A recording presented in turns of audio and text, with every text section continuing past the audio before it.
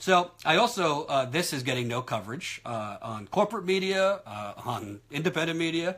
So obviously the Dakota Access Pipeline, it's in the ground. The oil has been flowing for a long time now. It's already spilled 5 times that we know of, because North Dakota doesn't exactly have strict regulation on companies having to file spill reports. So the pipeline's in the ground. Not going to sugarcoat it. There's still some legal things going on, but it's very doubtful that it will be overruled. I'm just keeping it real. There are pipeline fights that people are winning, as we just saw last night. Let me tell you about this in Louisiana. But a permit for the Bayou pipeline was revoked. It doesn't mean the project is totally ended, but that is an Energy Transfer Partners project that the pipeline permit has been revoked. So a federal judge in Louisiana on Friday revoked a permit for Energy Transfer Partners' Bayou Bridge crude oil pipeline, halting work on a portion of the project following protests by local and environmental groups. So activism still works. We still need to do it. The decision by U.S. District Judge Shelley Dick in Baton Rouge underscores the growing clashes between energy pipeline operators expanding operations to accommodate new oil and gas flows from the U.S. shale fields, and environmentalists concerned about spills and other hazards. Energy Transfer Partners declined to comment, saying it would wait to review the judge's opinion. Friday's ruling granting a preliminary injunction requires the U.S. Army Corps of Engineers to revisit its approval of the pipeline construction through the Atchafalaya Basin. Totally mispronounced that. The Atchafalaya Basin. So, what that really means, as we saw in North Dakota, I've seen in Texas when I covered the Trans-Pecos pipeline, essentially the Army Corps, it just does whatever the oil companies want. That's really what it comes down to, because we do live in the United Corporations of America, but we also live in the United States of oil. And as you know, most wars started over oil. As I drink coffee. So, something that's gotten no coverage is the continued railroading, legally, of water protectors that peacefully demonstrated in Standing Rock. So while I was gone, Red Fawn Fallis, who obviously was tackled by multiple police officers October 27th, 2016. She was accused of firing gunshots at police, even though the video clearly shows that wasn't possible. It later came out that an FBI informant secretly lured her into a relationship to essentially entrap her and get charges against her. She was forced, essentially, to take a plea deal. Even though she's innocent, she was forced to take a plea deal because she's not going to get a fair trial in North Dakota, which is rampant with racism against Native Americans. That's just the facts. So Red Fawn Fallis had to take a plea deal. Let me read you the details of that plea deal. Hold on. My computer's working slow because I have so many tabs open. There's so many things I want to talk to you about. And I also want to thank a lot of you while this loads. You know, I've gotten so many messages from people back in November when I was let go from the Young Turks, December, January, when I really wasn't doing much publicly. It really means a lot that you guys have reached out to me. It means a lot when supporters and fans really actually follow facts and evidence and common sense rather than propaganda and bullshit.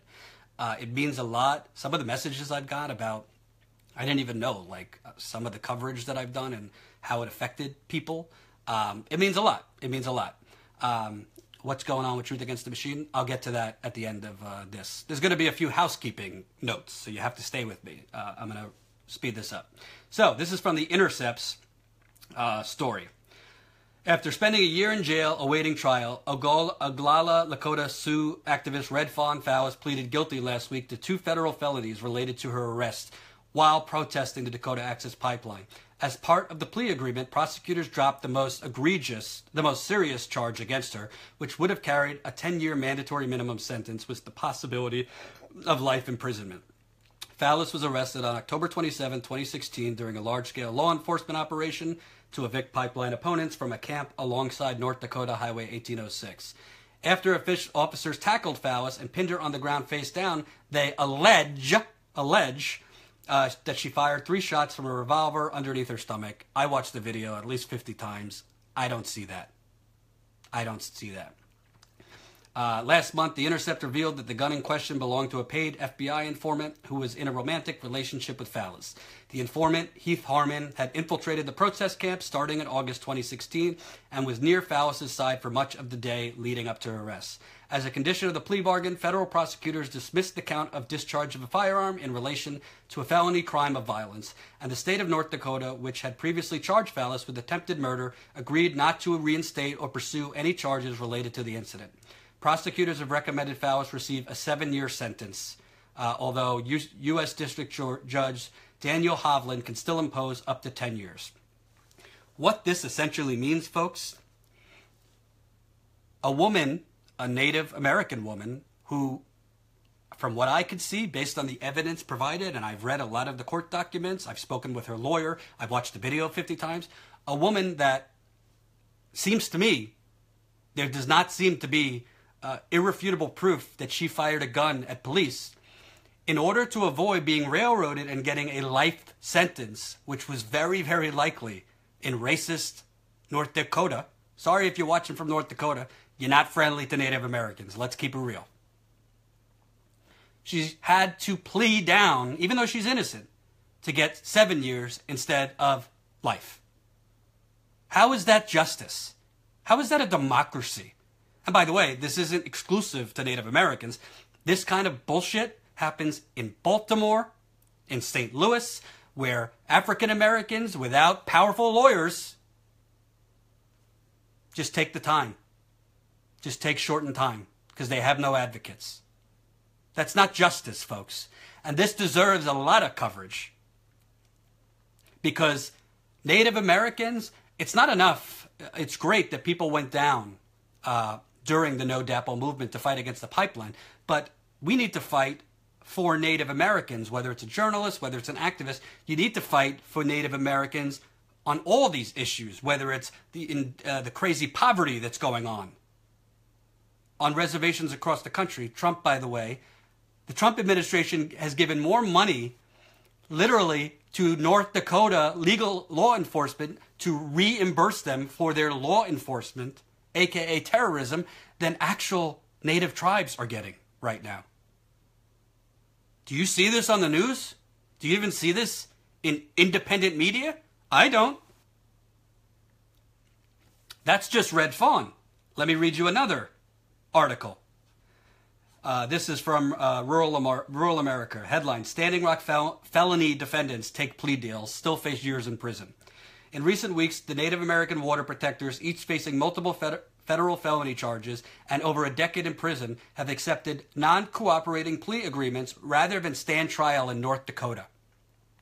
Red Fawn Fallis, Michael Rattler Marcus, and Michael Littlefeather Chariton are among the 6 people indicted for federal felonies, the harshest charges so far filed against participants in the months-long struggle to stop the Dakota Access Pipeline from crossing the Missouri River just north of the Standing Rock Lakota's reservation.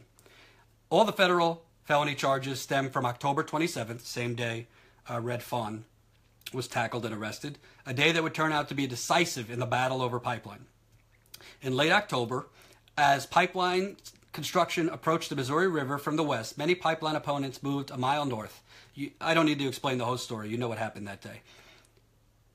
Basically, I don't know every single case. So I'm not going to say every single water protector is completely innocent of every single thing. That would be dishonest, and I'm not going to be dishonest.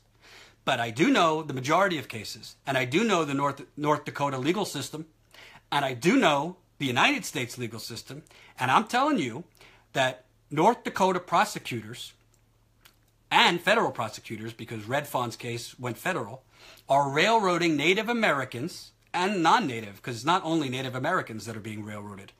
They are railroading them and making them take plea deals. So essentially, well, you're going to either take the plea deal or go to trial, and you'll go away in Red Fawn's case, maybe for the rest of her life.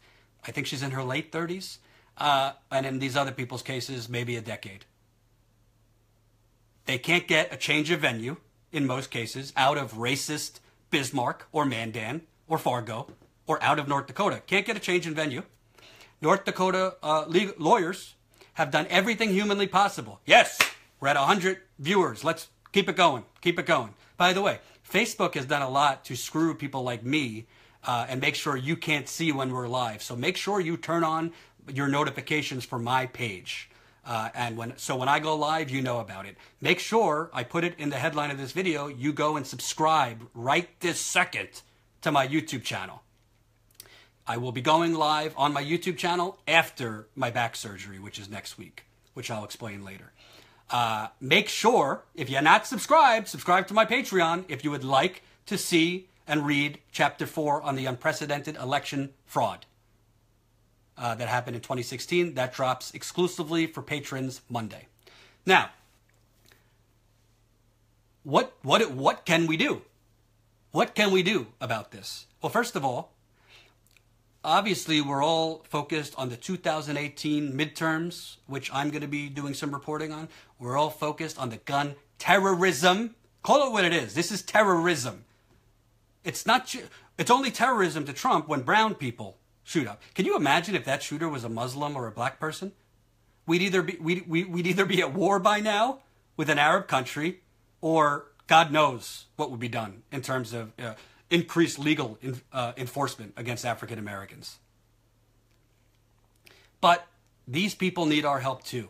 We need to, the Water Protective Legal Collective is a great resource to find out about the legal cases. That's the Water Protector Legal Collective. You could also contribute funds for these legal cases. We need to get on social media and advocate for these people. Again, I don't know every single case.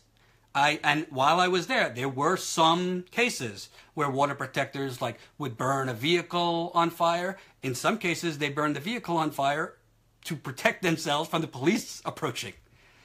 There was some cases where a water protector threw a water bottle at police. Hardly grenades being thrown at water protectors, which we know happened. So, and all this is happening. These people are being railroaded while Kelsey Warren of Energy Transfer Partners, he's making billions of dollars. Energy Transfer Partners, parent company of the Dakota Access Pipeline. Let me tell you this. Kelsey Warren's pipeline business had a massive profit last year, thanks largely to President Donald Trump. Approval of the controversial Dakota Access Pipeline and gains from the U.S. tax overhaul helped the billionaire's Energy Transfer LP more than quadruple net income to $2.5 billion last year, according to an earnings report Wednesday. Operating more than 70,000 miles of oil and gas pipelines, Energy Transfer is one of the heavyweights in the industry. Its pipeline shipping crude from the Bakken Shale in North Dakota to Illinois went into service the second quarter of last year after spurring nationwide protests. The line, which had been halted by the Obama administration, added $247 million in earnings in the fourth quarter. That's what it's about, folks. That's why Kelsey Warren and Energy Transfer Partners bought off every last North Dakota politician, including Democrat Heidi Heitkamp. That's why they buy off people like Donald Trump. That's why they give money to, frankly, candidates like Hillary Clinton, Cory Booker. The Democrats take the money too. Maybe not as much, but they still take the money. Warren Buffett, the patron saint, Warren Buffett, who CNBC and the media makes out to be this heavyweight of humanitarian principles. He's the largest shareholder in the Dakota Access Pipeline. Do you know that? Probably not, because the corporate media didn't report that. Colin Tooley is watching. Colin has edited a lot of my videos, been a great friend to me. So, Energy Transfer Partners, making bank. Making bank. Rover Pipeline in Ohio, by the way, which to my count has literally had between 20 and 30 spills. 20 to 30 spills before construction is even done. You want to read about the Rover Pipeline? I mean, you just can't make this stuff up. Rover Pipeline, which has had 20 to 30 spills, is still going in motion. I mean, if you have children watching, if you follow my reporting on the rampant water poisoning, I'm going to start calling it water poisoning because that's what it is. The water poisoning going on all over the country. And this isn't even to mention the attack on public land and native monuments where they're trying to basically cut in half native land so they could drill and do mining. You might not be Native American watching, but the reason you should care is because Native Americans, that is the original sin of our country. And if we're going to care for black people, if we're progressives and we want black people to have the same exact rights, if we want gay people and transgender people and handicapped people to have the same exact rights as everybody, Native Americans should be at the beginning of our list. We shouldn't be using them for profit. It's their land. We should be mainstreaming them into American society, not so that they could be like us, because they don't need to be like us, but so they have the same opportunity as everybody else. And they're not living in rampant poverty. These are some of the greatest people I've ever met. Some of the greatest conversations I've ever had were at Standing Rock and at a camp, Little Creek Camp in Iowa. I learned a lot. I'm a white Jew from Long Island. I'm sitting in my parents' kitchen right now before I get back surgery. I never was exposed to that kind of culture. So I will be reporting on that extensively when I return.